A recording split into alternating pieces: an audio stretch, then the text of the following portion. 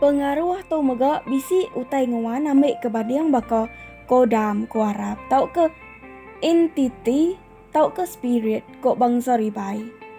Pengaruh ti nyagong mata ke urang ti ngemuannya utai ke ngemuan pengaruh tu tadi ke ngaruang nulung manduang urang ke bempu pengaruh serta bisi penglebih hari urang bukai. Pengaruh mega tau dikena ngerai ke urang sakit lengit baka ti dikemuan bala maneng. Utai ti dalam pengaruh tu ukai antu jai. Teng me semangat ti maneh diberi orang pangau orang geluang. Semangat tu tadi baka orang pangau orang geluang baka bunsu nabau, bunsu mawang, bunsu genali serta mega bunsu semangat kebukai mega. Ambil ke contoh baka bujang berani kita bangsa Iban munyo. Ari Iban Trackers, Buddha Scout, Sarawak Ranger, Sarawak Police Field Forest, enak tahu nak nangkin pengaruh lebuh maya bertempuh ngelaba musuh. Tajak nak semua sidak ngemuan pengaruh kelebih lagi sidak ti udah megai pengarap bukai. Tayang ketebal lagi sidak sige bisik.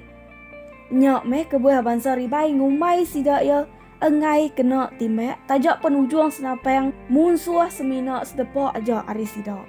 Senapa yang musuh mega udu engai meletup. Pengaruh ti suweh dikena bala bujang berani kita Iban dulu keliok. Ianya pengkelias, pemampu bedia, batu lempeng, penyelinting, batu bilau, penungkam, engau gerabun.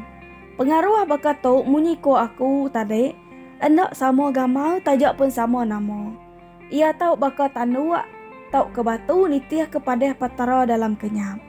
Orang ti ngemuan pengaruh cangka baka tau enak tau mungkal nanya uras ngapo nitiah ke sempekat dalam kenyap serta mega enak tau enak diintu nintiang gawai. Nya alai menyadi semua balau ucuk peninggal semua. Anang salah sagam laban pengaruh tu ukai kena menyati sama diri. Utai ti bisi diau buat pengaruh tu semina nyaga orang kebempu pengaruh lebuah maya taseh rengok pederak ngarap ke penerang ke pandai tu tahu muka runiang balau ucuk semua. Jadi penerang tu diambil ini ari page mua buat Iban. Tahu ke page mua buat ayah apai. Au, nyaja. Terima kasih ya.